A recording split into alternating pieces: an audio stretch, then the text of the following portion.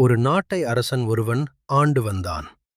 அந்நாட்டு அமைச்சர் எது நடந்தாலும் எல்லாம் நன்மைக்கே என்று சொல்வதை வழக்கமாகக் கொண்டிருந்தான். ஒரு நாள் அரசன் மாம்பழம் ஒன்றை கத்தியால் அறுத்தான். தவறுதலாக கத்தி அவனின் சுண்டு விரலை அறுத்துவிட்டது. வலி தாங்க முடியாமல் அரசன் துடித்தான். வழக்கம்போல் அமைச்சர், அரசே, எல்லாம் நன்மைக்கே என்றான். இதைக் கேட்டு கோபமடைந்த அரசன், காவலர்களே, அமைச்சரை சிறையில் கொண்டு போய் அடையுங்கள் என்று உத்தரவிட்டான். காவலர்களும் அமைச்சரை சிறையில் அடைத்தனர். நாட்கள் பல கடந்தன.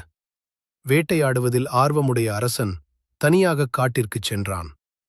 அங்கே மலைவாசிகள் காளிக்கு பலி கொடுப்பதற்காக ஒருவனை தேடிக் கொண்டிருந்தனர். அவர்களிடம் அரசன் சிக்கிக் கொண்டான்.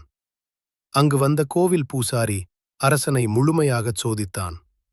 பின்பு, காளிக்கு எந்தக் குறையும் இல்லாதவனை மட்டுமே பலியிட முடியும். இவனோ சுண்டு விரல் பாதியாக உள்ளான். இவனை விட்டுவிடுவோம் என்றான். அரசன் அரண்மனைக்கு வந்ததும் உடனடியாக அமைச்சரை விடுவிக்க உத்தரவிட்டான். நடந்ததையெல்லாம் அமைச்சரிடம் சொன்ன அரசன், சுண்டு விரல் வெட்டப்பட்டதால் உயிர் பிழைத்தேன். அன்று எல்லாம் நன்மைக்கே என்று நீர் சொல்லியதன் உண்மையை அறிந்தேன் என்றான்.